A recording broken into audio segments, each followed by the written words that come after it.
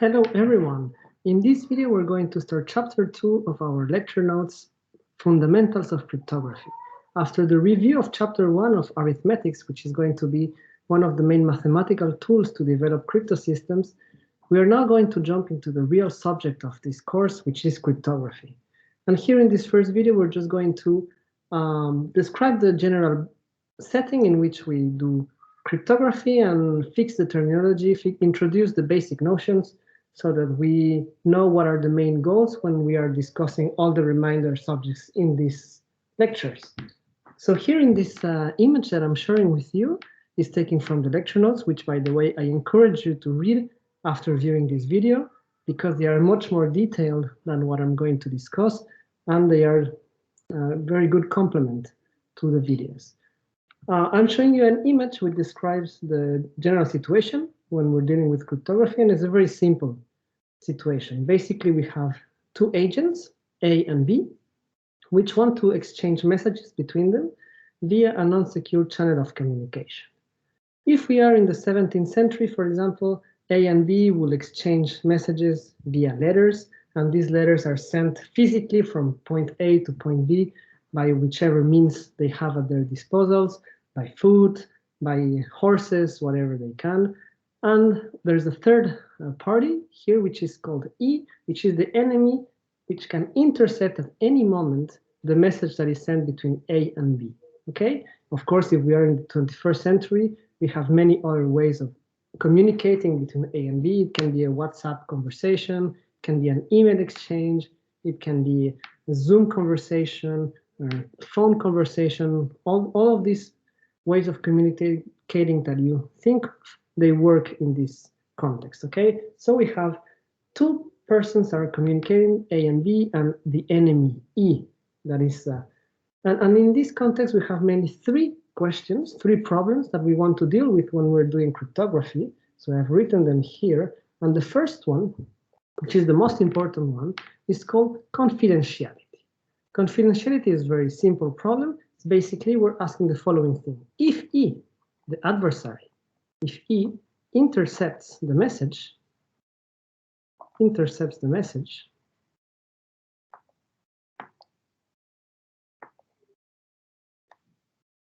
confidentiality, what is asking in this problem is that it should not be able to understand the content of the message, right? She should not be able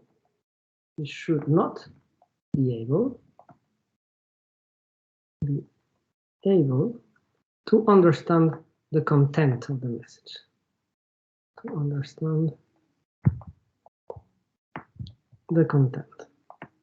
Okay, so this means that before, so there is a normal message that A wants to send to B. Hi, how are you? Let's meet at 7 p.m.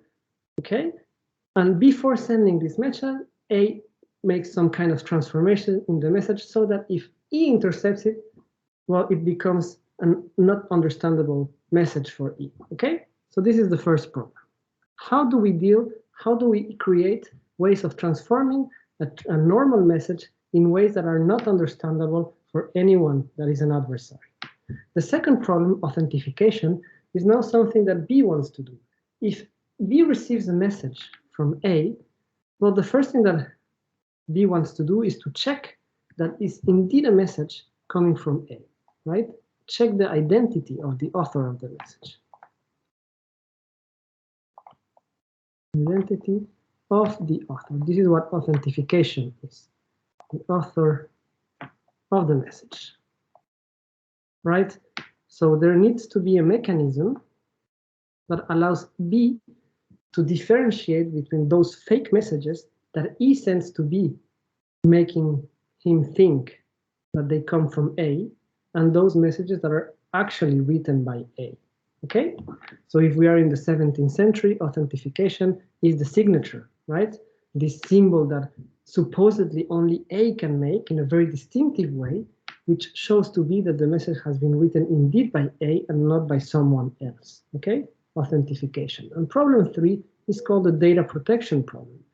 This is, B needs also to be sure, on top of knowing that the message comes from A, B needs to be sure that the message has not been modified since the moment A sent it, okay?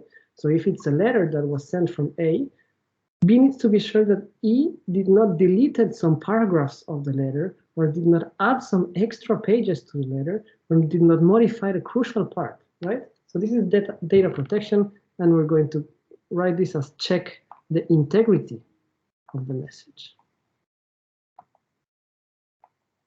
Integrity of the original message.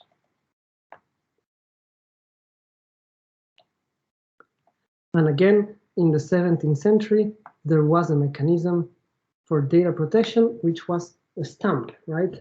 After writing the letter, A would put a stamp on the envelope of the letter, and if this stamp is not broken, it shows to B that no one has opened the envelope since A sent it, and therefore the content of the envelope is what originally A sent, okay? So these are the main 3 problems, and in these lecture notes, in this course, we are only going to address problem 1, confidentiality, and problem 2, authentication. Because of it's a choice we have made, we don't have enough time to deal with data protection. It involves some different mathematics. It's a fascinating topic, but unfortunately we have to make decisions on what to cover, and we've decided to focus on confidentiality and authentication, and we'll see different ways of dealing with these 2 problems, okay? And another thing that I want to do in this introductory video to this chapter 2 is to introduce you the basic notions that we're going to use in this chapter and throughout the lectures when we are describing crypto systems, okay? So that we fix the terminology. Good. So what are the basic notions that we have to deal with? Let's see. Well, of course, the first notion is that we have some message, right? So for example, I was telling you, we have here the message, how are you? How are you? And this is the message, and this we're going to call the plain text. Okay, so this is the message before it has received any transformation. And in cryptography, well, of course, this message gets transformed into something else. And just to give you an example, how are you could well become some strange thing like this, right? Nova K L T 2, 3, 4, 5, 6, 7, 8 A 9 Q. Okay, it could be the case that it happens here. So there are 11 symbols in the plain text, right? How are you? And there are 11 symbols here. And this transformed text, we're going to call this the cipher text. Okay. Of course, when we're doing cryptography, so we have a way of transforming the plain text into the cipher text. And this we call encryption or enciphering. Enciphering or encryption, okay?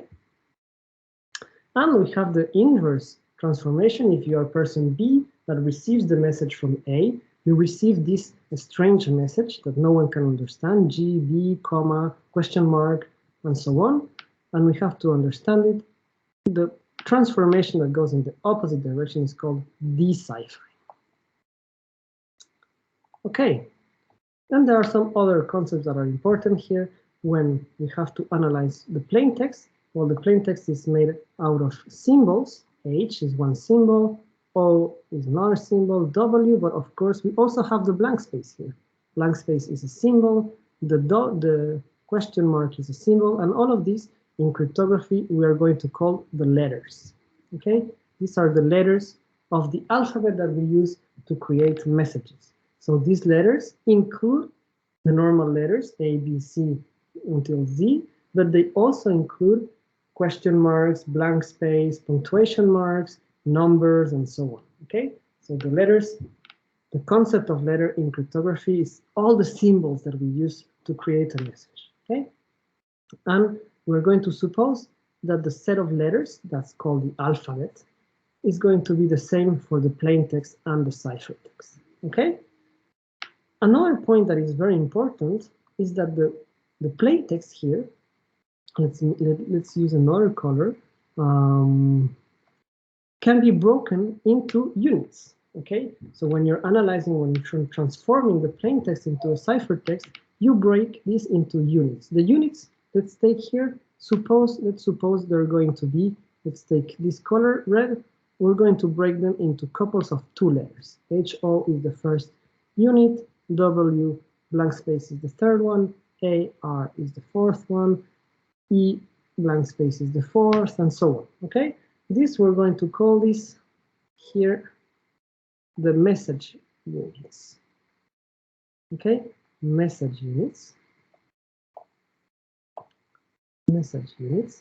And of course the same happens for the ciphertext. It can also be broken into message units here, right, which are also called message units. Okay, so these are called plain message units, and we're going to call P the set of all these plain message units, and we're going to call this, erase this and put them here. This we're going to call them the ciphered message units. Ciphered message units. Okay, and we're going to call C the set of all of these ciphered message units. So just to be careful here, the message units, they could be letters. So you could decide that each letter is a unit for you. You could also decide so they could be letters. They could be pairs of letters, as I've done here in this example, but this is just an example, and pairs of letters are called digrams. Okay, but they could also, you could also break your text into blocks of 3 letters each time, okay, which would be called trigrams or trigrams, and so on. And you could, to make it more general, n-grams. You could break it into blocks of n letters, okay? So the same is true for plain text and for the ciphertext, okay? And when you're doing cryptography, what you actually need is a specification of how to transform each possible plain message unit into a ciphered message unit. Okay, so a crypto system is going to give you a transformation that goes from P, it takes the set of all plain message units, transforms it into ciphered message units via some transformation that we call the enciphering transformation, right? And again, we have the deciphering transformation that takes any possible ciphered message unit and sends it into a plain message unit, okay? To give you an example, so here we've seen that if you have the message unit HO, this gets transformed by the enciphering transformation into GB, right? Or if you are in the ciphertext and you encounter this message unit, well, you know that this is transformed into W blank space, right? Because W blank space here was transformed into this. Okay? HO. Okay? So the enciphering and deciphering transformations, they act on message units. It takes as an input a plain message unit, and it takes as an output a ciphered message unit. And in general, the enciphering and deciphering transformation are going to depend on some parameters that we're going to call E and D, and E and D here are going to be called the enciphering and deciphering keys. Okay, enciphering and deciphering keys. Ciphering keys. Okay, so let me just give you an example to finish with this so that we fix the notation very clearly and you see what everything here corresponds to. Example of a crypto system. We're going to discuss the shift crypto system. Shift. So what is this doing? First, I tell you here the message units are the letters. Message units are the letters. Okay, so if you take it, any message is going to work letter by letter and is going to transform it into something else. And how does it do? How does it work? Well, the encryption transformation is just going to be a shift by 3 letters.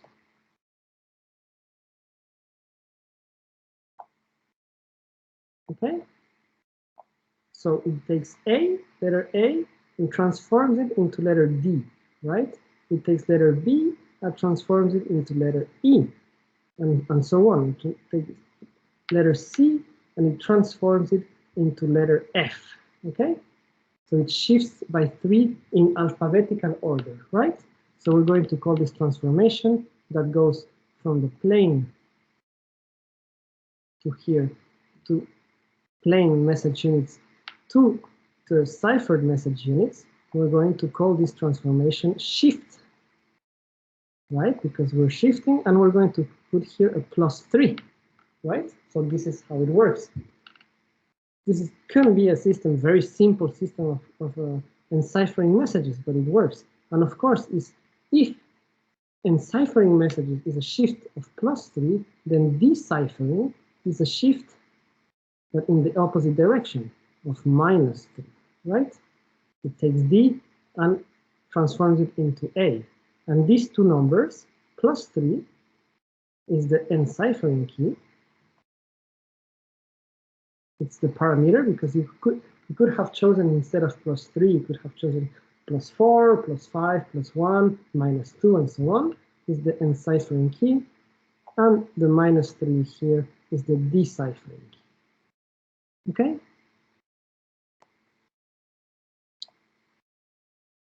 Okay, so here's a first example of how crypto systems works, and we have described the basic notions that we're going to use and the main 3 problems that we work in cryptography, which were confidentiality, authentication, and data protection. And that's it for this first video.